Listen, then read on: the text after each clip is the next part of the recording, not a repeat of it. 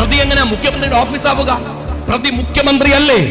ഒന്ന്, നിങ്ങളുടെ വടകര കേന്ദ്രമായി പ്രവർത്തിക്കുന്ന ഊരാലുങ്കൽ. രണ്ടാമതോ, മുഖ്യമന്ത്രിയുടെ മകളുടെ ഓഫീസ്. അൻവറെ, എന്റെ പേരിൽ എത്ര കേസ് എടുത്തു ഈ ചോദിച്ചതിന്? അൻവർ അപ്പൊ എവിടെയായിരുന്നു? ഇതെന്താ ആഫീസാണോ? കള്ളന്മാര് മാത്രം ഇരിക്കുന്ന ആഫീസോ? നിങ്ങൾ എനിക്കെതിരെ ഇട്ട മുഴുവൻ കേസുകളും കോടതിയിൽ പോയി പിൻവലിപ്പിച്ചിട്ടാണ് ഞാൻ ഇവിടെ ഇതുപോലെ നിൽക്കുന്നത്. അൻവർ അറിയോ? ഇപ്പൊ അൻവർ വലിയ വസ്തുതാപരമായ ഒരുപാട് കാര്യങ്ങൾ പറഞ്ഞല്ലോ. ഇന്നത്തെ വാർത്ത എന്താണെന്നറിയോ നിങ്ങള്? അൻവറിന്റെ ഇന്റലിജൻസ് അന്വേഷണം പ്രഖ്യാപിച്ചിരിക്കുന്നു. അൻവറിന് ഞാനിത് ആദ്യമേ പറഞ്ഞതാണ്. പ്രിയപ്പെട്ട അൻവറെ, ഞാൻ നിങ്ങൾ ഉണ്ടായിരുന്നപ്പോൾ നിയമസഭയിൽ ഉണ്ടായിരുന്നു. നിയമസഭയിൽ നിന്ന് ഞാൻ സംസാരിക്കുമ്പോൾ നിങ്ങൾക്ക് അതിശയമായിരുന്നു. ഞാൻ ചോദിച്ചു മുഖ്യമന്ത്രിയോട്, ഈ മുഖ്യമന്ത്രിയുടെ ഓഫീസ്, മുഖ്യമന്ത്രിയുടെ ഓഫീസ്, മുഖ്യമന്ത്രിയുടെ ഓഫീസ് എല്ലാവരും പറയാൻ. ഞാൻ പറഞ്ഞു, അതെന്ത് ഓഫീസാണ്? അതിന്റെ തലപ്പത്തല്ലേ ഈ മുഖ്യമന്ത്രി ഇരിക്കുന്നത്? പ്രതി എങ്ങനെ മുഖ്യമന്ത്രിയുടെ ഓഫീസാവുക? പ്രതി മുഖ്യമന്ത്രിയല്ലേ? മുഖ്യമന്ത്രിയല്ലേ? അത് 2020 നിങ്ങൾ മനസ്സിലാക്കണം. 2020 ഇത് പറയുമ്പോ അൻവർ താങ്കൾ എവിടെ ഉണ്ടായിരുന്നില്ലേ?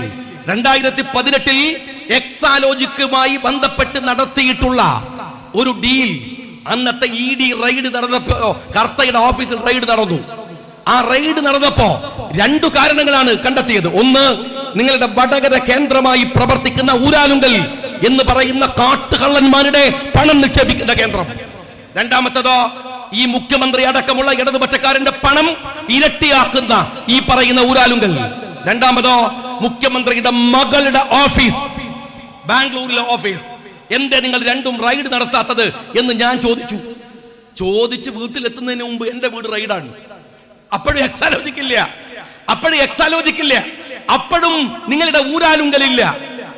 അൻവറെ, എന്റെ പേരിൽ എത്ര കേസ് എടുത്തു ഈ ചോദിച്ചതിന്? അൻവർ അപ്പൊ എവിടെയായിരുന്നു? ഞാൻ അൻവറിനെ വിരോധിച്ചു പറയുകയല്ല. എവിടെയായിരുന്നു അൻവറെ? ഞാൻ ചോദിച്ച ചോദ്യം ഇതാ. ഞാൻ കണ്ണൂരിൽ നിന്ന് രവിയെ കുറിച്ച് പറഞ്ഞു. എന്നോട് മാതൃഭൂമിയുടെ ലേഖകൻ ചോദിച്ചു, ഏതാണ് സർ ഈ രവി? ഞാൻ പറഞ്ഞു, രവീന്ദ്രൻ, മുഖ്യമന്ത്രിയുടെ വലങ്കൈ, മുഖ്യമന്ത്രിയുടെ ബിനാമി. സ്വർണ്ണ കള്ളക്കടത്തിന്റെ വിഷയം വന്നപ്പോ നാട്ടുകാർക്ക് രവീന്ദ്രനെ മനസ്സിലായല്ലോ. ശിവശങ്കരൻ, മുഖ്യമന്ത്രിയുടെ എല്ലാത്തിന്റെയും ആൾ. ഇപ്പോഴോ ശശി.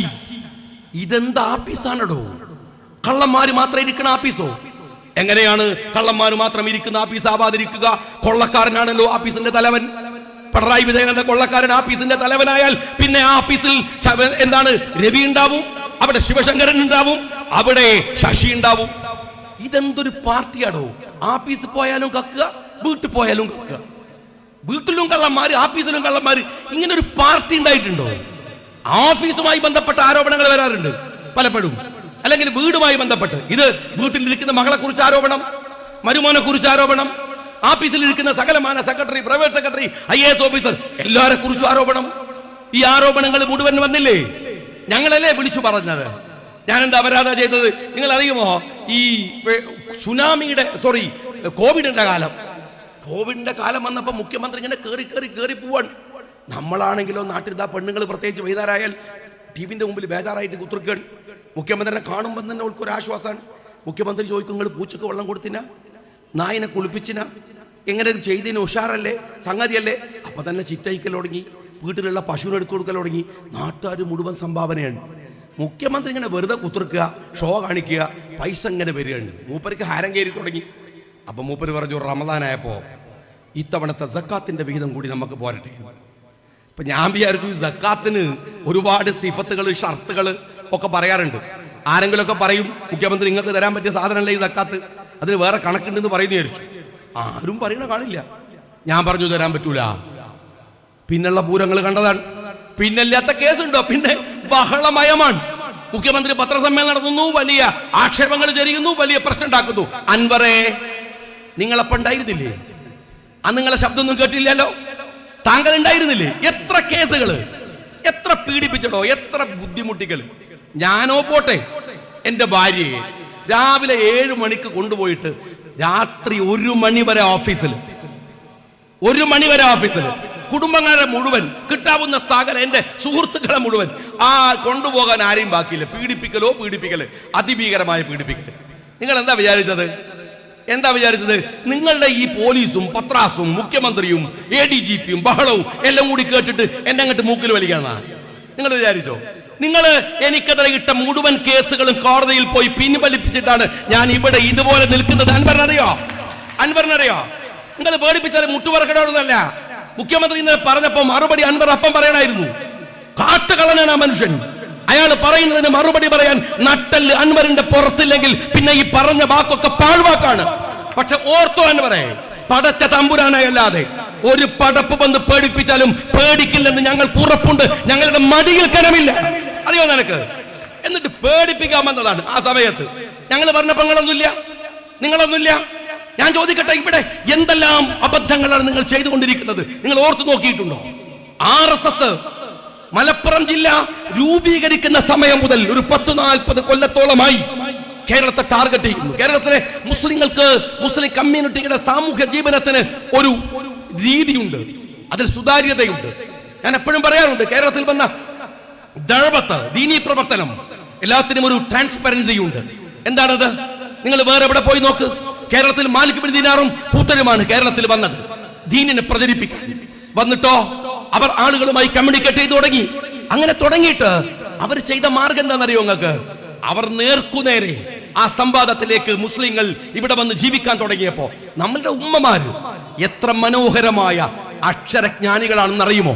മലയാളം പഠിക്കലല്ല സാക്ഷരത, ഭാഷ പഠിക്കലാണ്, അക്ഷരജ്ഞാനം ഉണ്ടാവലാണ്. അവർക്ക് നേരത്തെ ഉണ്ടായിരുന്നു, അറബി അറിയാം. അതുകൊണ്ട് എന്ത് ചെയ്ത നിങ്ങള് അറബി മലയാളം ഉണ്ടാക്കി. അങ്ങനെ ഒരു സാധനം ഇല്ല. അറബി മലയാളം ഉണ്ടാക്കി.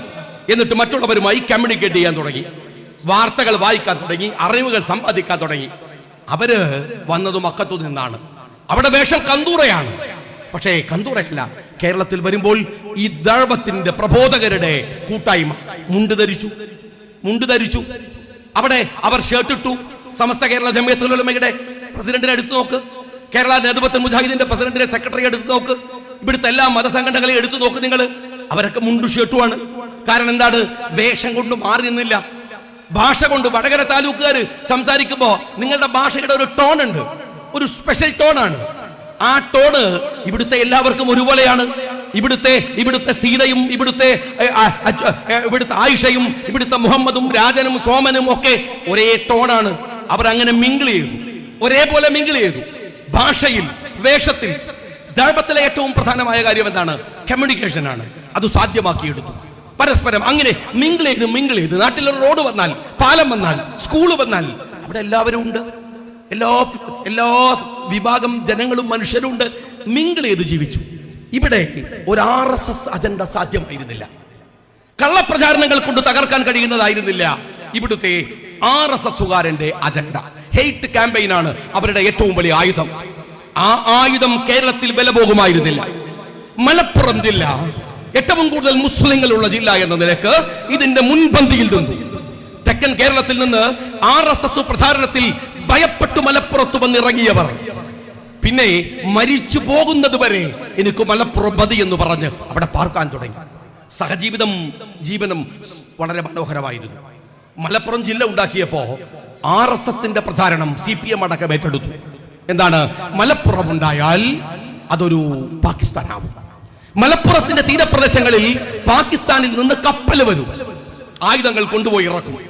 ആർക്കും അത് അങ്ങനെ വിശ്വസിക്കാനൊന്നും കഴിഞ്ഞില്ല. പക്ഷേ കുറെ കാലം RSS ആ പ്രചാരണങ്ങളുമായി മുന്നോട്ട് പോയി. അവർക്ക് ആ പ്രചാരണങ്ങളെ എവിടെയും എത്തിക്കാൻ കഴിഞ്ഞില്ല. എന്നാൽ വളരെ ആസൂത്രിതമായി അതിനെ മറികടക്കാൻ കഴിയുന്ന ഒരു പോസ്റ്റ് ട്രൂത്ത് കാലത്ത് ഇതിനെ മറികടക്കാൻ കഴിയുന്ന ഒരു പരിശ്രമം RSS പതുക്കെ കേരളത്തിൽ നടത്താൻ തുടങ്ങി. അതൊരു ഡീപ് സ്റ്റേറ്റ് പ്രോജക്റ്റ് ആണ്. ഡീപ് സ്റ്റേറ്റ് പ്രോജക്റ്റ് എന്താണെന്ന് ഇവിടെ വിദ്യാസമ്പന്നരായിട്ടുള്ള ഈ സ്ത്രീകളോട് പോലും ഞാൻ പറയേണ്ട കാര്യമില്ല. സർക്കാർ നിന്നുകൊണ്ടിരിക്കെ തന്നെ സമാന്തരമായ അജണ്ടകളുള്ള മറ്റൊരു സ്റ്റേറ്റ് പതുക്കെ രൂപപ്പെട്ടു വന്നു.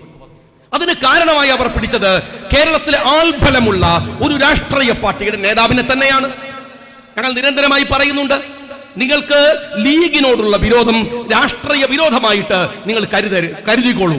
പക്ഷേ അത് മതകീയമായി, സാമുദായികമായി നിങ്ങൾ മാറ്റരുത്.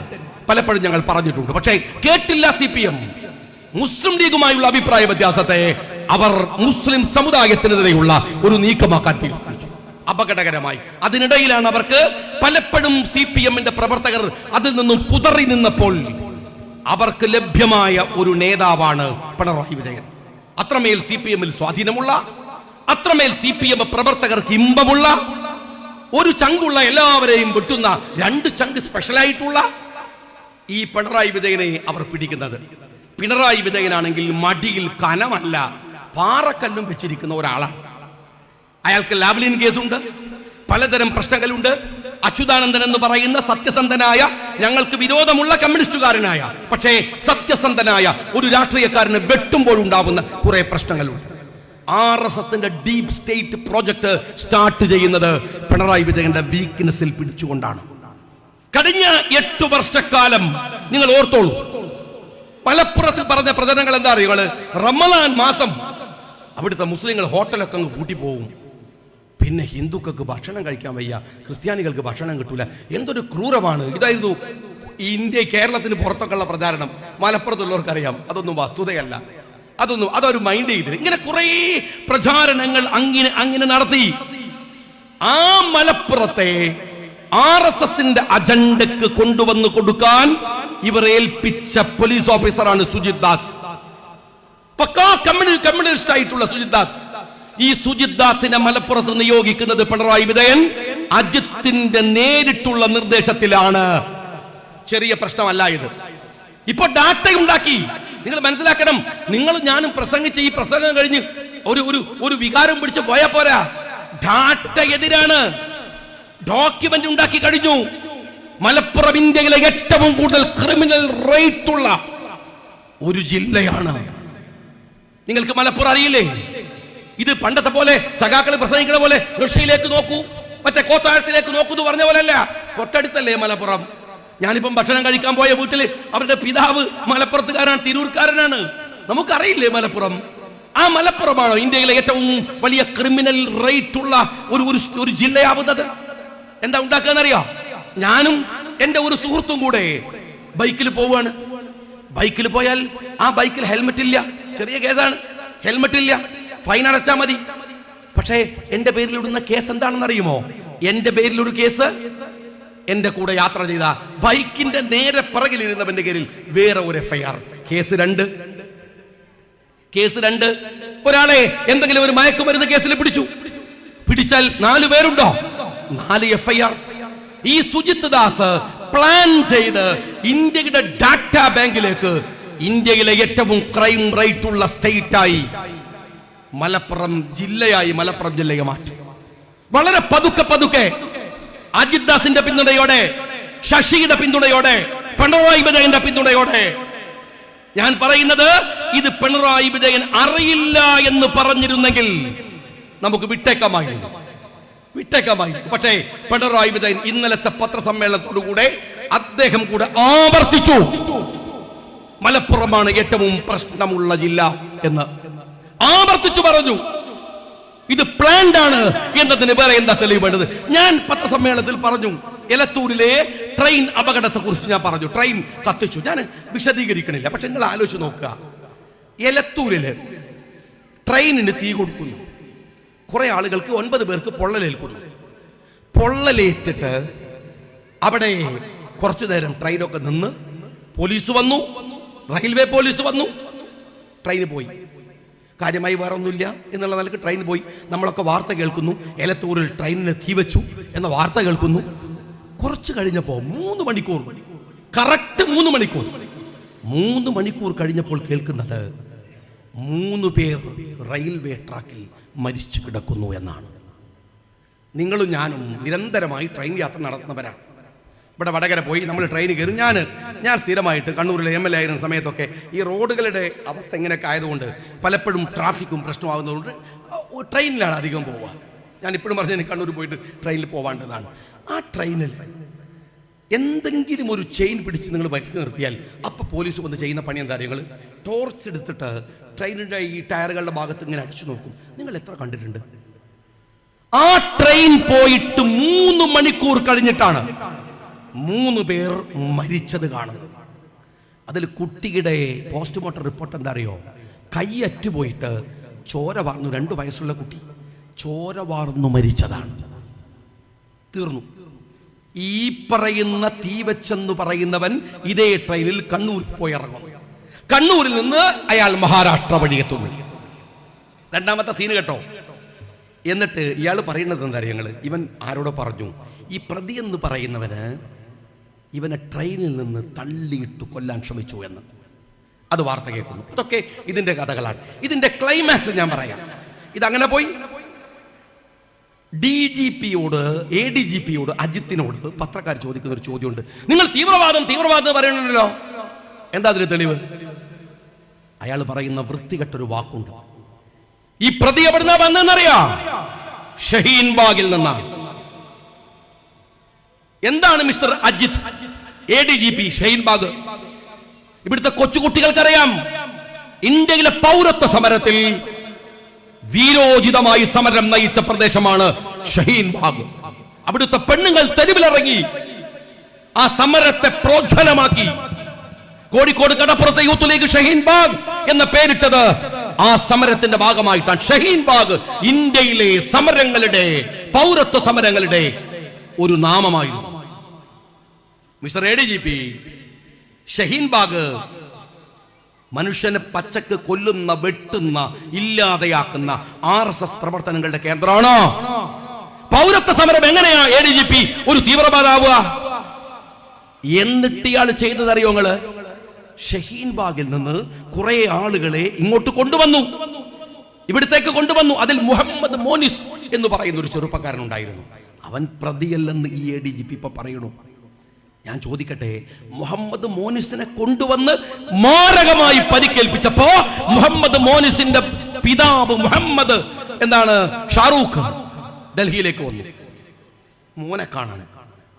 എന്നിട്ട് മോനെ വിടുതൽ കിട്ടുന്നത് വരെ ഒരു ഹോട്ടലിൽ താമസിക്കാൻ തീരുമാനിച്ചു.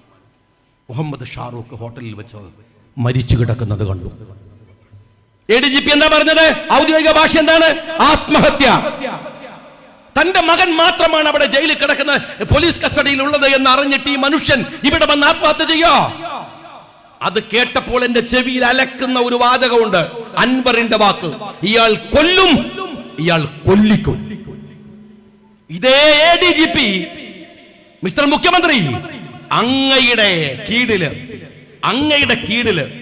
ഇരിക്കുന്ന ഒരു ADGP RSSന്റെ നേതാവിനെ 1 മണിക്കൂർ ഡിസ്കഷൻ. ഇന്നലെ പത്രസമ്മേളനത്തിൽ നിങ്ങൾ എന്താ പറഞ്ഞത്? അറിഞ്ഞില്ലെങ്കിൽ ചോദിച്ചോ? നിങ്ങളുടെ കീഴിലുള്ള ADGP ഒരു RSSകാരനെ പോയി കണ്ടത് അറിഞ്ഞിട്ടില്ലെങ്കിൽ പിന്നെ എന്ത് കോത്താഴത്തെ ഇരുത്തമാണോ CM-ന്റെ കസേരയിൽ നിങ്ങൾ ഇരിക്കുന്നത്? ഇതുപോലെ അറിയാൻ പറ്റില്ലെങ്കിൽ വേറെ വല്ല പണിയെടുത്തൂടെ? കിളക്കാൻ പോയിക്കൂടെ? മുഖ്യമന്ത്രിനെ പണിയെടുക്കണം. ഇതറിയില്ലെങ്കിൽ നിങ്ങൾ പറഞ്ഞല്ലോ മലപ്പുറം കുറ്റകൃത്യങ്ങളുടെ ഇടമാണെങ്കിൽ അറസ്റ്റ് ചെയ്യണോ അവരെ? ഓർത്തോ നിങ്ങള്? ഞാൻ ഇവിടെ വന്ന് നിങ്ങളോട് പറയട്ടെ, തിരുവനന്തപുരത്ത് തെരുവുകളിൽ ഗുണ്ടാ ആക്രമണം, കൊച്ചിയിൽ ഗുണ്ടാ ആക്രമണം, മലപ്പുറത്തിന്റെ ഏതെങ്കിലും ഒരു ഗ്രാമത്തിൽ ഒരു പ്രദേശത്ത് ഒരു ഗുണ്ടാ ആക്രമണം എന്ന് കണ്ടിട്ടുണ്ടോ? എന്നിട്ടും ഇന്ത്യയിലെ ഏറ്റവും വലിയ ക്രൈം റേറ്റ് മലപ്പുറത്തിന്. ഇത് അജണ്ടയാണ്. RSSന് ബലവിരിച്ചു കൊടുക്കാൻ CPM-ന്റെ ലേബൽ ഒട്ടിച്ച ഒരു മനുഷ്യൻ ചെയ്യുന്ന അതിക്രമം ഇത് ചെറുതായി അവസാനിക്കുമെന്ന് നിങ്ങൾ വിചാരിക്കരുത്. ഞാൻ ഒരു കാര്യം പറയട്ടെ, മലപ്പുറം തീവ്രവാദത്തിന്റെ കേന്ദ്രമാക്കി മാറ്റാൻ RSS നടത്തുന്ന പണിയുടെ കൂടെ നിങ്ങൾ നിന്നോ? മലയാള കിട്ടുമെന്ന് വിചാരിക്കരുത്. ഒരു കാര്യം മുഖ്യമന്ത്രി ഓർത്തോ, നിങ്ങൾ ഈ കളിക്കുന്ന കളി ഒരു 2 വർഷക്കാലം കൂടെ കയ്യിലിരിക്കാവുന്ന അധികാരം വെച്ചാണെങ്കിൽ ഞാൻ ഉറപ്പിച്ചു പറയും, നിങ്ങളൊരു രീതി രാഷ്ട്രീയത്തിലുണ്ട്. എന്താണെന്നറിയോ? ആവോളം കക്കുക എന്നിട്ടോ ഭരണം മാറും. അപ്പൊ പിന്നെ മുൻ മുഖ്യമന്ത്രിയല്ലേ, അങ്ങ് വിട്ടേക്കും ഇല്ലേ? വീട്ടിൽ പോകാം. കട്ടുകൊണ്ടുപോയതൊക്കെ വിദേശത്ത് പോയി ഒരുമിച്ചിരുന്ന് കുടുംബമായിട്ട് അങ്ങ് ജീവിച്ചു പോകാം. ഞാൻ ഉറപ്പിച്ചു പറയട്ടെ, നിങ്ങളെന്ത് ചെയ്യുമെന്ന് ഞങ്ങൾക്കറിയില്ല. കാരണം നിങ്ങളുടെ കയ്യിൽ എല്ലാ സംവിധാനങ്ങളും ഉണ്ട്. എത്ര കാലം ജീവിക്കാൻ കഴിയുമെന്ന് അറിയില്ല. നിങ്ങൾ അത്രമേൽ ക്രൂരമായ പണികൾ ചെയ്യാൻ കെൽപ്പുള്ളവരാണ്. പക്ഷെ ഒന്നുറപ്പിച്ചോ, കൊക്കിൽ ശ്വാസം ഉണ്ടെങ്കിൽ, ഞങ്ങളൊക്കെ ഇതുപോലെ പൊതുപ്രവർത്തന രംഗത്തുണ്ടെങ്കിൽ മുഖ്യമന്ത്രി എഴുതി വെച്ചോ, കട്ടുകൊണ്ടുപോയ സ്വത്തുക്കൾ നിങ്ങളെ കൊണ്ട് കക്കിക്കുന്നത് വരെ ഈ സമര രംഗത്ത് ഉറച്ചു ഞങ്ങൾ ഉണ്ടാവും. ഒരു കോംപ്രമൈസ് ഉണ്ടാവില്ല. ആ കോംപ്രമൈസ് എന്ന് പറയുന്ന ഏർപ്പാടുണ്ടാവില്ല. തോന്നുകയാണ് നിങ്ങൾക്ക്, കുറച്ചു കഴിഞ്ഞാൽ മറന്നു പോവത്. അങ്ങനെ മറന്നു പോവില്ല. കാരണം ഈ രാജ്യത്തിന്റെ പൊതുമുതലാണ് നിങ്ങൾ കുറച്ചാളുകൾ കൂടിയിട്ട് ഇല്ലാതെയാക്കാൻ നോക്കുന്നത്. ഈ രാജ്യത്ത് എത്ര പാപങ്ങൾ പട്ടിണി കിടക്കുന്നുണ്ട്, എത്ര പേർക്ക് ദുരിതങ്ങളുണ്ട്, കഷ്ടപ്പാടുകളുണ്ട്. കണ്ടില്ലേ മേപ്പാടിയിൽ എവിടെയല്ല. അപ്പോൾ നിങ്ങൾ സേഫ്, നിങ്ങൾ മാത്രം മതിയോ? നിങ്ങളെ മോളെ കെട്ടിയൊരു മരുവനും മതിയോ? അവിടെ വേറെ ആരും വേണ്ടെന്നാണോ? അതുകൊണ്ട് കണക്കുകൾ പറയാതെ പോവില്ല മുഖ്യമന്ത്രി. രാഷ്ട്രീയം പറഞ്ഞ് തീരാവുന്നതല്ല, അത്രമേലുണ്ട്. ഞാൻ ഉറപ്പിച്ച് ജനങ്ങളോട് പറയുന്നു, സമരരംഗത്ത് ഊർജ്ജസ്വലമായി നിൽക്കാൻ കഴിയേണ്ട നാളുകളാണ്. ജനാധിപത്യത്തിൽ ഇങ്ങനെ തെരുവിലിറങ്ങി ബഹളുണ്ടാക്കുന്നതും അല്ല സമരം, അല്ലാതെ തന്നെ നിങ്ങളുടെ വാട്സാപ്പുകൾ, നിങ്ങളുടെ ഫേസ്ബുക്കുകൾ, നിങ്ങളുടെ ഇടപെടലുകൾ, ഒന്നുകൂടെ ഞാൻ പറയട്ടെ, ആസൂത്രിതമായി മനുഷ്യരെ തമ്മിൽ അകറ്റാനുള്ള ശ്രമങ്ങൾ ഗ്രാമങ്ങളിൽ നടക്കുന്നുണ്ട്. അതിനുള്ള ഒരു ഇടയും നിങ്ങൾ നൽകരുത്. നിങ്ങളുടെ വാട്സാപ്പുകളിൽ ഫേസ്ബുക്കിൽ വരുന്ന മെസ്സേജുകൾ ഫോർവേഡ് ചെയ്യുന്നതിന് മുമ്പ് ഇതിൽ ആർക്കൊക്കെ ഉപകാരമുണ്ടാകും, ഇതുകൊണ്ട് എന്തുപദ്രവം ഉണ്ടാകുമെന്ന് ചിന്തിക്കാതെ വെറുതെ കിട്ടുന്നതൊക്കെ ആ ഓരോ ഗ്രൂപ്പുകളിൽ പറഞ്ഞ് മനുഷ്യർ തമ്മിൽ അകറ്റുന്ന വിദ്വേഷങ്ങളിൽ പങ്കാളിയാവരുത്. കാരണം ഗവൺമെന്റ് തന്നെ നേരിട്ട് വിദ്വേഷ പ്രചാരണങ്ങൾ നടത്തുന്ന ഒരു കാലമാണ്. മനസ്സുകൾ അകന്നുപോയാൽ പിന്നെ ഒന്നാക്കൽ പ്രയാസമാണ്, ബാക്കിയൊക്കെ നടക്കും. നിങ്ങൾക്കറിയാലോ, കർണാടകയിൽ BJP വന്നു, ഒരു കാറ്റുകൊണ്ട് BJP പോയി, അതിശക്തിയോടെ കോൺഗ്രസ് വന്നു. ഉത്തർപ്രദേശിൽ പോലും രാഹുൽ ഗാന്ധിയെ അംഗീകരിക്കൂ BJP അവരുടെ ഏറ്റവും വലിയ മുഖ്യമന്ത്രിയെ വെച്ചിട്ടു. പക്ഷെ കേരളത്തിൽ വർഗീയത പ്രചരിച്ചു വന്നാൽ ഒഴിവാക്കുക പ്രയാസമാണ്. ഇതൊരു എഡ്യൂക്കേറ്റഡ് കമ്മ്യൂണിറ്റിയാണ്. അതുകൊണ്ട് മനുഷ്യർ തമ്മിൽ അകലുന്ന ഒരു പ്രവർത്തനത്തിലും നിങ്ങൾ ഒരു കാരണവശാലും പങ്കാളിക്കരാവരുത് എന്ന് അപേക്ഷിച്ചുകൊണ്ട് അഭിവാദ്യങ്ങൾ നേർന്നുകൊണ്ട് ഈ ഓഫീസിന് അഭിവാദ്യങ്ങൾ നേർന്നുകൊണ്ട് നിർത്തുന്നു. ജയ് ഹിന്ദ്.